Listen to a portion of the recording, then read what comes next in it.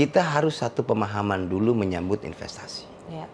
Nah, yang kedua adalah investasi ini bukan berarti, karena ini akan berdampak kepada pendapatan pula di pemerintah Kota Cilegon.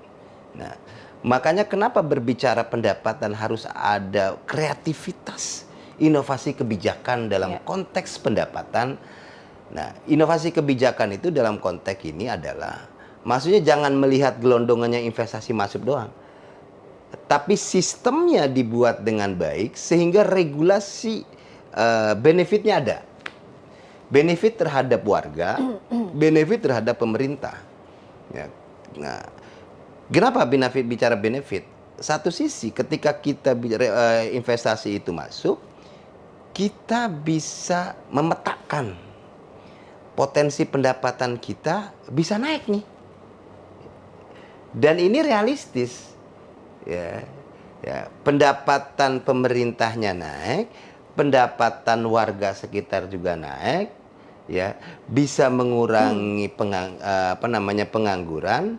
Nah, makanya lakukan kolaboratif, ya kan, koordinasi yang baik antara, satu adalah dinas tenaga kerja, yang kedua adalah dinas perizinan.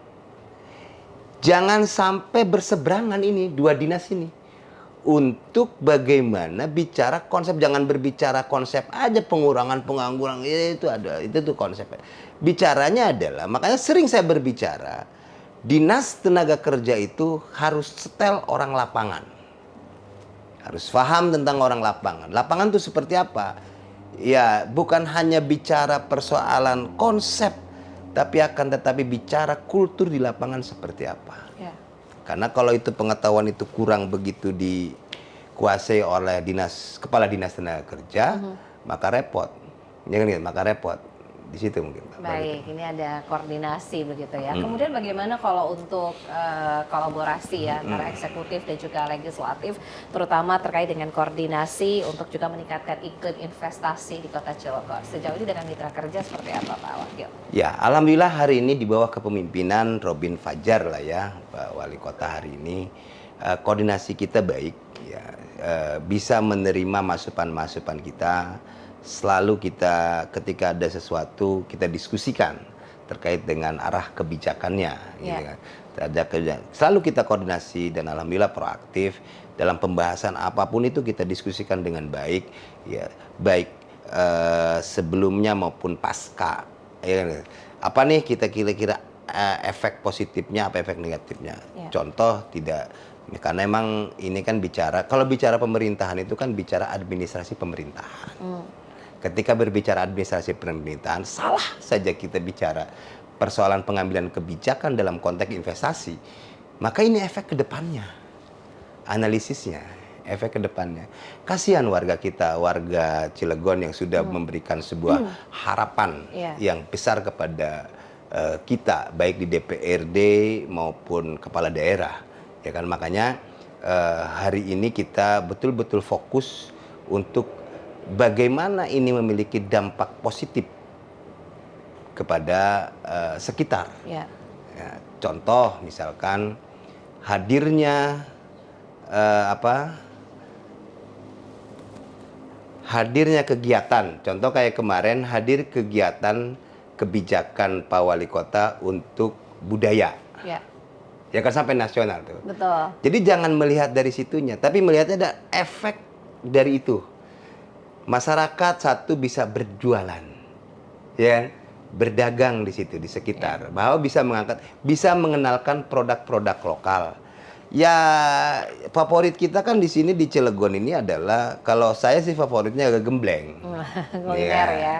Kuliner, gembleng lah ya. Gembleng ya. Gembleng, Pisang, ya, pisang itu gembleng itu. Saya favoritnya itu sih. Kalau lebaran kan gipang sama rangginang. Ya. Nah, kan ini kan produk-produk UMKM. Iya. Yang ada. Nah, maka kemarin dengan arah kebijakan Pak Wali Kota untuk bagaimana menggebiarkan budaya, baik budaya golok kemarin ya, golok, apa. Ini dalam arti kata bagaimana UMKM golok ini bisa termotivasi. Akhirnya kemarin mungkin berapa golok yang terjual. Iya. Nah, itu dalam rangka mengkerangkai kebijakan seperti itu. Dan juga mengenalkan ya Mengenalkan produk-produk asli nih dari produk-produk. Kota Cilegon, Iya. akhirnya menjadi daya tarik tersendiri begitu Betul, ya. betul. Kolaborasi antara juga eksekutif dan juga legislatif. Kemudian sejauh ini bagaimana, apakah investasi di Kota Cilegon ini sudah mulai berdampak terhadap ketersediaan lapangan kerja juga? Tadi kan juga sudah sedikit Iya. dibahas begitu ya, agar warga lokal pun juga diperhatikan seharusnya. Tapi apakah implementasinya sudah berjalan nih Pak Wakil? Ya, minum dulu Mbak Fitri. Siap. Jadi biar lebih rileks ya. Ini bikin penasaran juga nih untuk pemirsa ya, terkait apakah juga sudah ada realisasinya begitu, seberapa persen begitu Pak, apa namanya, muatan ataupun warga lokal yang juga Ya, terlibat begitu. terlibat. Nah, sekarang kita lihat contoh saja di wilayah Cikarang CAA yang sudah mulai dalam konteks konstruksi ya. Iya. Di situ kan sudah mungkin pengusaha-pengusaha lokalnya sudah mulai masuk. Secara yang emang ada kriteria yang emang ditetapkan, tidak bisa kita memaksakan harus masuk. Iya. Ya kan? Ada standarisasi industri, ada standarisasi perusahaan bahwa perusahaan yang masuk itu ini. Dan kelihatannya hari ini sudah pada ada yang terlibat, beberapa yang terlibat, karena ini kan di bawah koordinasi mungkin dinas perizinan ya itu.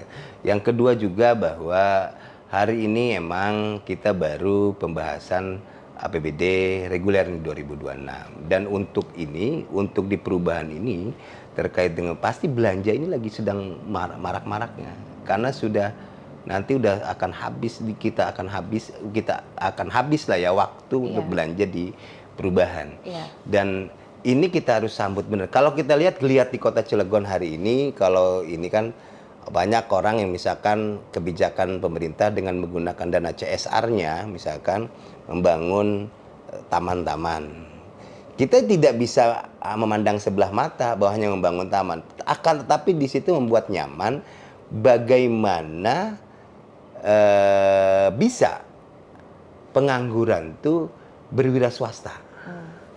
Dengan kreativitasnya mungkin bikin apa, karena keterbatasan itu. Nah, itu mungkin yang kini. Dan hari ini yang harus kita rasakan adalah, nah ini ada sesuatu yang emang perlu dikoreksi. Iya. Sering saya berbicara kepada sebelumnya juga, jangan bicara persoalan, tadi bicara pengangguran ya, jangan hanya berbicara persoalan pengangguran, tapi perkuat tentang pengetahuan di dinas tenaga kerjanya. Pelajari dengan detail. Nah makanya nih sebelum rotasi mutasi nih, Pak Wali Kota Cilegon harus betul-betul nanti menetapkan orang di dinas tenaga kerja itu orang yang betul-betul paham tentang regulasi perundang-undangan ketenaga kerjaan. Yang kedua adalah harus paham tentang komitmen mereka. Seperti apa skema,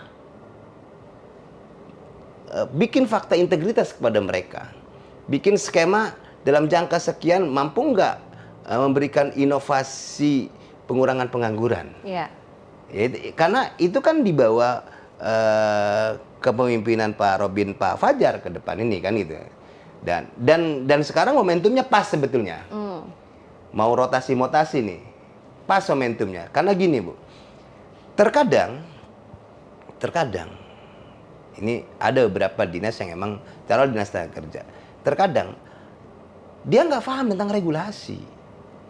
Dia bukan background perundang-undangan, bukan background tentang kajian tentang bagaimana konsep ketenagakerjaan. Maka regulasi ketenagakerjaan itu kan kontrak itu ada kontrak waktu tertentu, ada kontrak tidak waktu tertentu. Kontrak waktu tertentu itu regulasinya adalah yang pertama, kontrak waktu tertentu itu karyawan wajib bekerja itu dengan menggunakan kontrak. Ketika tidak kontrak, maka perlindungan terhadap karyawan tidak ada. Siapa tim monitoringnya di sini? Yang membuat regulasi ini adalah Dinas Tenaga Kerja, dalam hal ini pemerintah Kota Cilegon. Jangan berdalih, oh ini yang pengawasnya ada di provinsi. Ini yang sering menjadi alasan-alasan kepala dinas di daerah, ya kan, khususnya di Cilegon, ini pengawasannya di provinsi, Oh, seolah-olah membuang kewajiban itu, ya kan gitu. Padahal ada regulasi, provinsi pun tidak mau menyetempel kontrak kerja dengan karyawan tersebut tanpa ada stempel dari kota. Kota Cilegon. Ya paling tidak mengetahui. Tujuannya apa? Pemerintah pusat membuat regulasi itu, undang-undang itu. Tujuannya satu, Dinas Tenaga Kerja harus mengetahui sejauh mana investasi itu masuk dan berapa tenaga kerja yang direkrut, yang terlibat. Yang kedua, dia berkontrak waktu tertentunya dengan pengusaha mana? Ya. Pengusaha seputar Cilegon atau pengusaha apa mana? Kita bisa memetakan dari situ nantinya. Ketika misalkan di dalam kontrak waktu tertentunya itu, contoh yang disebutkan kan ada yang organik dan non organik Iya, di industri itu. betul. Nah, ketika yang non organik yang kontrak kerja waktu tertentunya outsourcing gitu, outsourcingnya orang mana nih? Kan bisa dicek sama mereka dan wajib lapor itu. Nah, alangkah mirisnya kadang-kadang perlindungan tenaga kerja kita dikerjakan tanpa ada kontrak sewenang-wenang. Ya. Ketika ada masalah dia tidak ada bukti apapun itu untuk mengadukan. Lemah ya. Lemah. Ya. Makanya DPRD justru menyoroti itu. Bahwa pastikan karyawan bekerja di salah satu itu ada kontrak. Ada peraturan perusahaan. Janjian hukum ya. Cek. Nah, iya, itu ada kontrak kerjanya. Kasihan ketika bermasalah dengan tiba-tiba sudah bekerja sekian tahun berhenti, Nggak ya ada kan? kompensasi apapun. Tidak ada kompensasi apa. Ditanya punya kontrak kerja. Dan ini siapa yang salah? Berarti pengawasan pemerintah dalam hal ini Dinas Tenaga Kerja lemah. Ya kan? Kurang kuat ya Kurang artinya ya. kuat ujungnya kan. Nah ini. Nah makanya ya mudah-mudahan ke depan nih Pak Robin Fajar, Pak Wali nih dalam hal ini momentumnya tepat. Ya. Kita pikir untuk betul-betul memasang. Karena bagaimana RPJMD beliau pun visi misinya mengurangi pengangguran. Ya. Maka garda terdepan adalah Dinas Tenaga Kerja. Dinas Tenaga Kerja yang memang betul-betul mengerti di kondisi di lapangan tadi Iya. ya. Nah, kemudian setelah tadi juga kan memang ada implementasi bagaimana penyerapan tenaga kerja karena memang tidak ke semua masyarakat bisa tertampung begitu artinya ini juga bisa beralih ke UMKM. Bagaimana juga pembekalan dari segi kualitas daya saing, kemudian juga keahlian, soft skill dan lain sebagainya. Ada peran dari pemerintah tentu saja untuk juga pembekalan tersebut seperti apa Pak Wakil? Ya, terima kasih Mbak Fitri, pemirsa TV. Sekaligus saya bicara di sini adalah menyampaikan regulasi apa sih yang ada kegiatan di Dinas Tenaga Kerja. Ini antara DPRD dengan pemerintah kan ada rapat gabungan tuh, Ya. perencanaan realisasi belanja ya, anggaran segala. Itu persis saya perjuangkan saat periode pertama saat saya di Komisi 1. Di saat rapat gabungan, saya minta saat itu adalah kurangi pelatihan, kan ada pelatihan-pelatihan tuh Ya. di Dinas Tenaga Kerja. Kurangi pelatihan cukur, bukan dihilangkan, kurangi jumlahnya. Lakukan pelatihan yang sifatnya kebutuhan masyarakat, yang kebutuhan industri. Ya. Hari ini kalau kita ketahui, kebutuhan industri itu hari ini adalah sertifikat dari Kemenaker. Profesinya. Iya. Ya kan? Diakui ya. Diakui. Jadi hal ini kalau ada sertifikasi bukan dari Kemenaker, tolong ini dipinggirkan dulu, bukan berarti nanti ditiadakan karena regulasi pusatnya sedang itu. Maka berdampak terhadap industri. Maka di Dinas Tenaga Kerja hari ini yang waktu itu saya usulkan adalah TKBT 2. Sekarang kan di industri mau menaik ketinggian sekian aja harus ada sertifikat ketinggian. TKBT 2. Ya. Maka inilah hasil komunikasi kita dengan pemerintah daerah, dengan OPD, masuk sekarang. Di Kota Cilegon hari ini ada pelatihan TKBT 2. Ya. Itu sertifikatnya sertifikat Kemenaker. Kemenaker. Yang kedua di Dinas Tenaga Kerja hari ini ada pelatihan scaffolder yang pasang perancai itu, Iya. dan sertifikatnya Kemenaker. Itu perjuangan kita di saat kita lagi di Komisi 1 di periode pertama. Maka yang selanjutnya ada pelatihan welder. Ada pelatihan forklift. Ada. Nah, apakah ini tersosialisasikan ke masyarakat? Atau tidak, dia kunci rapat-rapat di situ tidak tersampaikan. Maka disinilah saya selaku wakil ketua 2 DPRD Kota Cilegon menyampaikan kalau misalkan di Dinas Tenaga Kerja hari ini bicaranya sudah tutup saja, ya, silakan datang ke kantor kami DPRD Kota Cilegon. Ini kantor rakyat, ya, kantor rakyat, ya, kantor masyarakat, karena harusnya itu regulasi kalau jangan tertutup, diumumkan, ya, dikasih kuota misalkan. Kalau misalkan ini penuh ya, penuh dikasih kuota bertahap, ada antrian-antriannya silakan. Karena emang perlu diketahui oleh masyarakat bahwa kemampuan pemerintah daerah juga terbatas, maka anggarannya parsial. Tapi itu kontinuitas, berkelanjutan, ya itu.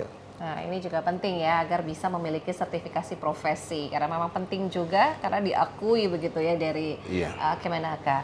Pak Wakil, ini karena waktunya terbatas, mungkin pesan yang ingin disampaikan untuk masyarakat di Kota Cilegon terkait bagaimana potensi iklim investasi kemudian juga peluang bisnis lokal sendiri di Kota Cilegon. Silakan. Ya, terima kasih Mbak Fitri, dalam hal ini saya atau DPRD Kota Cilegon selaku unsur pimpinan di wakil ketua 2 di pemerintah di DPRD Kota Cilegon, bahwa jangan pesimis, terus optimis. Kita terus memperbaiki regulasi yang ada demi meningkatkan peran serta masyarakat, keterlibatan masyarakat di dalam pembangunan. Baik keterlibatan masyarakat di investasi masuk, kita juga sama, adalah berawal dari buruh. Saya berawal dari buruh, bekerja. Saya ingat pertama saya bekerja di salah satu kontraktor itu gaji saya 700.000. Ya. Terus berpikir seperti itu, maka regulasi sedang kita benahi, inovasi-inovasi kebijakan tentang bagaimana keterlibatan masyarakat sekitar, pengusaha-pengusaha sekitar juga sedang kita betul-betul junjung tinggi, betul-betul kita pikirkan. Kita sekarang ada misalkan perda investasi, makanya itu demi melindungi baik pengusaha-pengusaha lokal maupun masyarakat lokal.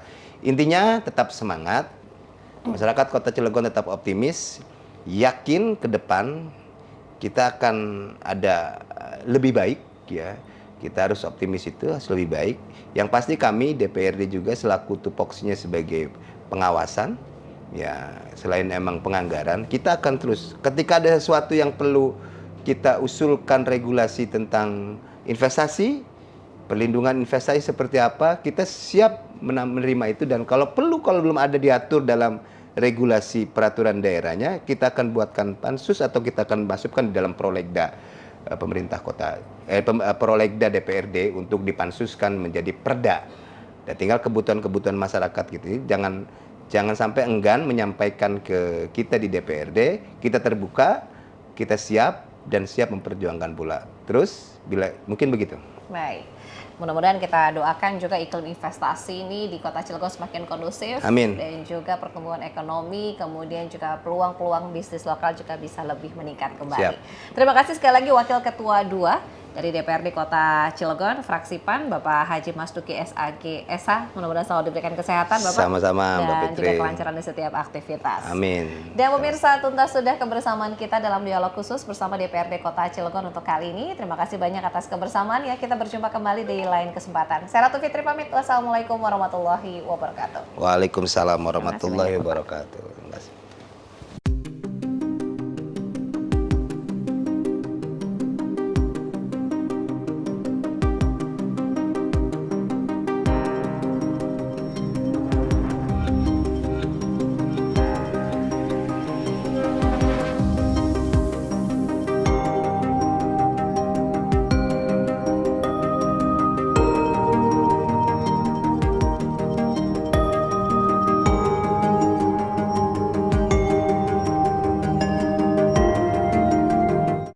Assalamualaikum warahmatullahi wabarakatuh. Waalaikumsalam warahmatullahi wabarakatuh. Apa kabar pemirsa? Senang sekali saya Ratu Fitri kembali menjumpai Anda dalam dialog khusus bersama DPRD Kota Cilegon.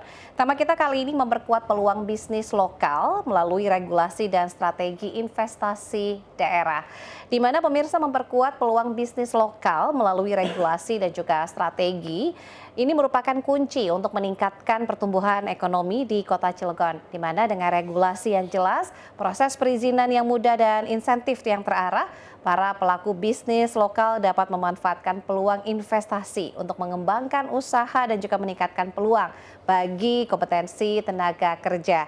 Dan seperti apa upaya dari DPRD Kota Cilegon untuk memperkuat regulasi dan strategi investasi daerah untuk mendukung pertumbuhan ekonomi di Kota Cilegon? Kita akan membahasnya bersama Wakil Ketua 2 DPRD Kota Cilegon, Bapak Haji Masduki SAG SH dari fraksi PAN. Assalamualaikum warahmatullahi wabarakatuh. Waalaikumsalam warahmatullahi wabarakatuh. Apa kabar Bapak? Sehat, alhamdulillah. Alhamdulillah sehatnya sampai 3 kali ini luar biasa. Iya, semangat. Semangat terus ya. Artinya ini sudah penghujung tahun ya Pak. Iya. Sudah sisa 1 bulan aktif lah ya. Iya. Jadi ini lagi padat-padatnya kegiatan di DPRD begitu ya. Betul, ya saya menyapa pemirsa TV dulu ya. Assalamualaikum warahmatullahi wabarakatuh. Terima kasih atas waktu yang telah diberikan kepada saya hari ini. Paling tidak ini momentum yang baik untuk bagaimana kita bisa menyampaikan kepada masyarakat apa dan bagaimana ya gitu. Apa dan bagaimana tentang hari ini Kota Cilegon terkait dengan pembangunan, sejauh mana peran serta pemerintah dalam konteks mendukung industri-industri lokal. Ya.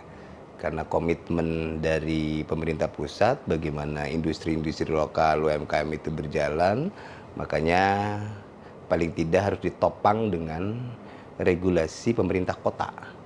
Ya, jangan sampai berseberangan antara pusat dan daerah. Ini mungkin. Ya, ini saling support begitu ya, dukungan dan juga peran yang dihadirkan begitu ya, dari pemerintah maupun juga dukungan dari DPRD Kota Cilegon. Alhamdulillah ini kali kesekian kita ngobrol-ngobrol ya Pak Wakil ya. Iya, siap. Dan ini juga menjadi momentum untuk juga bisa menyampaikan apapun yang mungkin juga menjadi hasil evaluasi dari mitra kerja maupun juga bersama koordinasi dengan lintas stakeholder.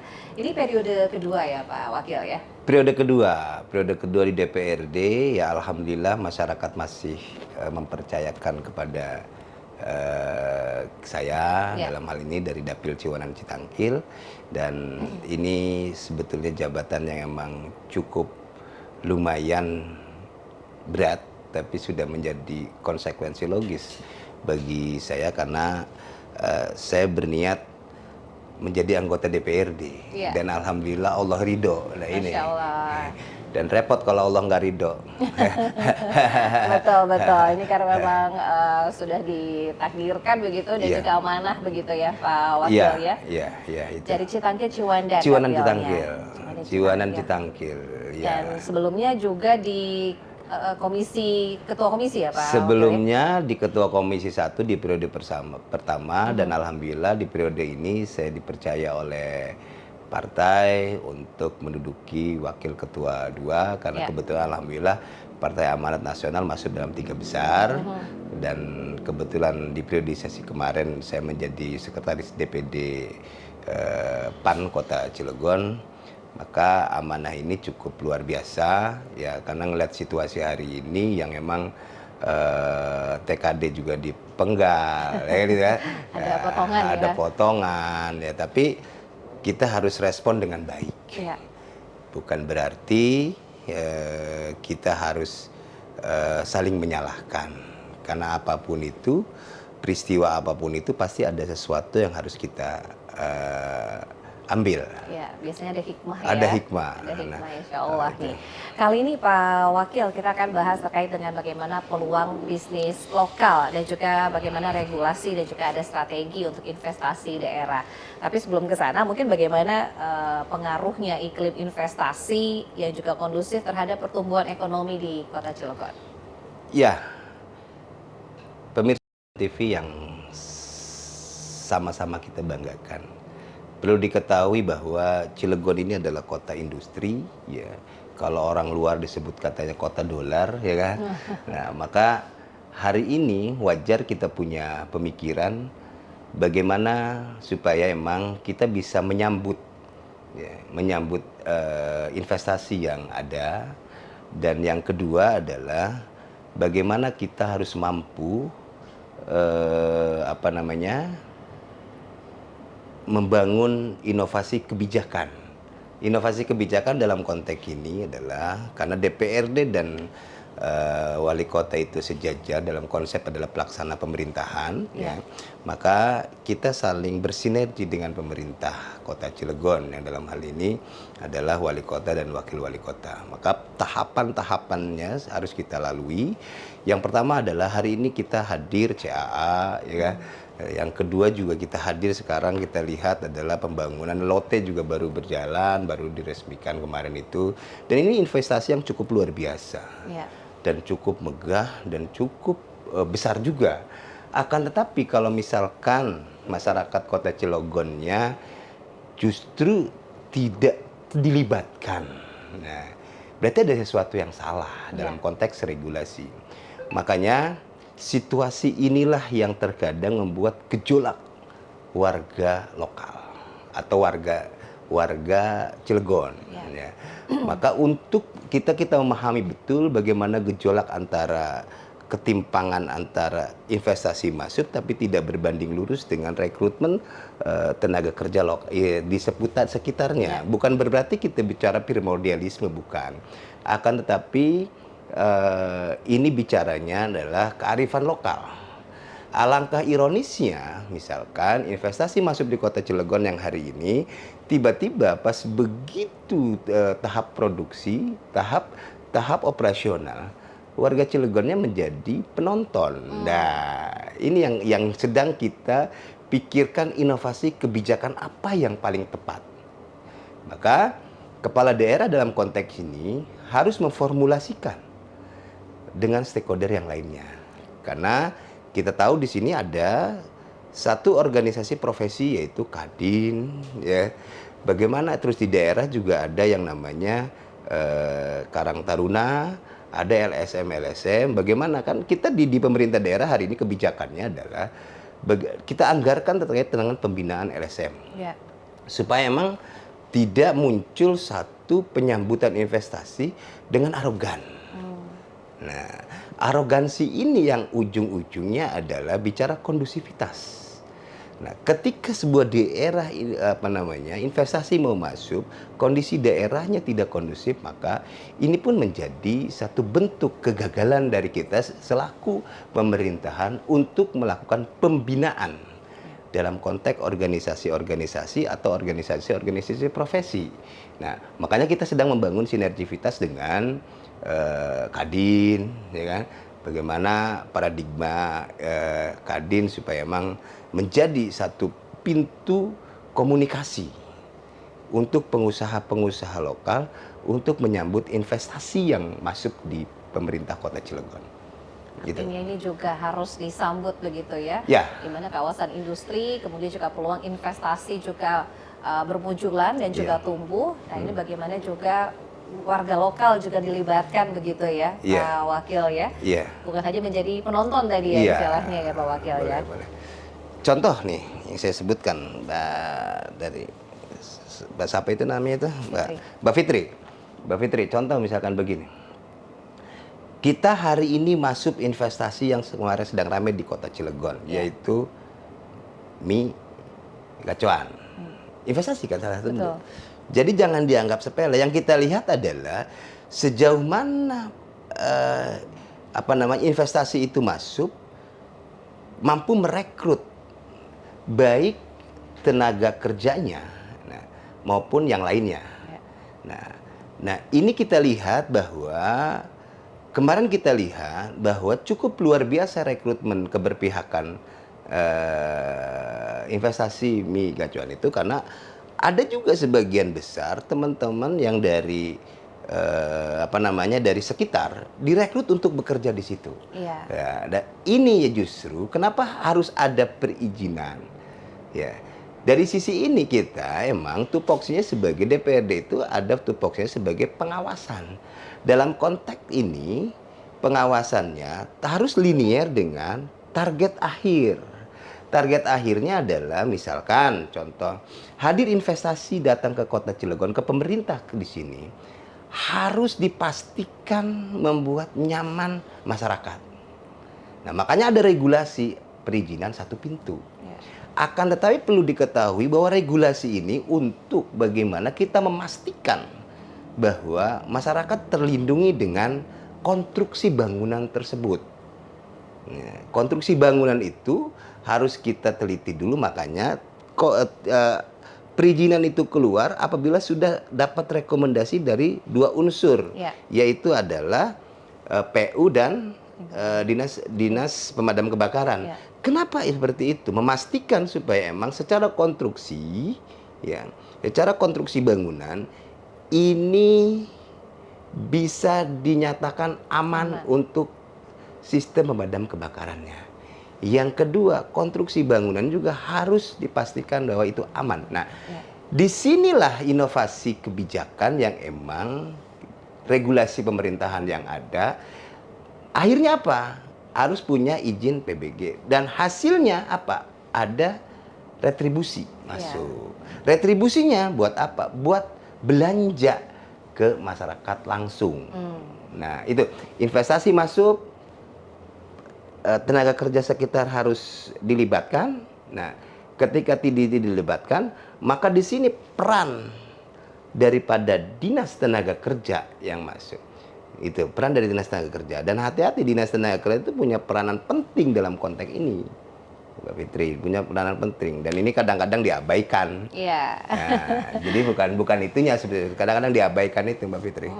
Baik, ini jadi banyak unsur-unsur yang Banyak terlibat unsur juga ya. Namun juga dari sisi positifnya lah tadi bagaimana juga penyerapan tenaga kerja dilibatkan, kemudian juga iklim investasi pun juga bisa tumbuh dan meningkat untuk Kota Cilegon. Nah, ini tadi peran-peran bagaimana pemerintah pun juga hadir betul untuk mengakomodir kebutuhan juga untuk masyarakat lokal. Kemudian untuk fungsi controlling dari DPRD artinya supporting, kemudian pengawasan seperti apa, dorongan dari DPRD Kota Cilegon juga agar bisnis lokal dan juga regulasi ini juga bisa menyentuh untuk ekonomi masyarakat. Ya, DPRD kita sudah di saat-saat rapat sudah menekankan, karena sudah menekankan bahwa bisnis-bisnis lokal itu, contoh misalkan hari ini semarak bisnis UMKM, ini bisnis lokal ya, UMKM. Kita sudah tekankan bagaimana regulasi pemerintahan itu paling tidak mengambil makanan-makanan snacknya dari lokal. Nah, ada yang salah hari ini, ada yang salah. Ada yang kurang hari ini yang perlu dibenahi, ada yang kurang. Kenapa? Di Kota Cilegon hari ini ada regulasi yang emang harus sedikit dievaluasi. Ya, harus dievaluasi. Kenapa? Kalau kita lihat pertumbuhan pembinaan tentang pembisnis lokal atau pengusaha lokal dalam konteks UMKM ini juga udah bagus. Akan tetapi marketnya kurang disupport. Nah, ketika market ini belum support, ini juga bahaya. Karena makanan-makanan ini mungkin kan ada yang mudah basi. Seperti apa yang harus dibangun adalah kita sudah bicara kepada seluruh kepala kelurahan, ya kan, OPD terkait di pemerintahan, bahwa snack harus ngambil dari UMKM langsung. Dan hari ini kita evaluasi bahwa masih ada beberapa orang yang ngambilnya dari di Cilegon nih, ada nih toko, ya tidak boleh sebutkan lah ya, toko ya. Jadi orang-orang pada naruh di situ UMKM itu. Kita lihat kayak gembleng segala macam kan ada di situ tuh. Ya kan? Ada di situ tuh macam-macam kayak Bugis ada di situ, ini ada di situ. Dari situ kita pada belinya di situ. Ya. Kenapa tidak langsung? Nah, di sini. Maka kemarin di rapat gabungan juga sudah kita bahas bikin, kan udah ada koperasi-koperasi tuh, unit-unit itu. Ya. Nah, itu nanti bisa dikirim langsung ke pihak instansi pemerintahan. Ada rapat-rapat, terus pakai snack dari situ, dari teman-teman UMKM itu, rapat di daerah-daerah ini harus ada gitu kan. Nah, karena ada yang mudah basi, ada seperti apa supporting hari ini kan sudah dibuka tuh regulasi pemerintah pusat bahwa yang UMKM boleh supporting ambil di bank tanpa agunan. Ya kan gitu kan. Dan ini udah regulasi yang hebat, tinggal kita di pemerintah daerah menyambut itu. Makanya tupoksi kami selaku emang di sebagai pengawasan, kami selalu tidak bosan-bosan mengingatkan bahwa tolong dong di kelurahan tuh kalau ada rapat ngambilnya dari UMKM yang ada di kelurahan tersebut. Nggak usah ngambil dari toko yang ada di Cilegon. Ya ini tuh. Ini kan ada rapat nih, contoh terencana nih. Ngambilnya itu dari kelurahan tersebut. Maka bisa hidup tuh. Ya, satu sisi dia bisa memproduksi, yang kedua bisa mempekerjakan tetangganya. Nah, ini apakah kita DPRD sudah melakukan regulasi itu? Kita sudah menekankan. Adapun eksekutornya adalah kepala daerah. Kalau perlu kita bilang, keluarkan perwal bahwa seluruh kepala dinas atau pemerintahan yang ada ketika mau melakukan rapat-rapat harus mengambil dari UMKM sekitar. Udah berapa tuh keren tuh, luar biasa tuh regulasi itu. Ya kan gitu tuh. Betul. Keren betul. tuh, udah keren tuh. Jadi nggak lewat dari langkah lain ya. Langkah lain, toh itu juga jadi hanya langsung. pengepul aja kok. Betul. Kan gitu. Jadi bisa langsung nih ya. Bisa langsung. Artinya keuntungannya pun juga bisa langsung. lebih besar begitu, langsung Iya, dirasakan itu. oleh. Nah, kalau terkait dengan tantangan begitu, apa tantangan yang mungkin dihadapi para pebisnis lokal dalam menarik investor juga nih di Kota Cilegon? Tantangannya satu yang tadi kami sampaikan, Mbak Fitri, bahwa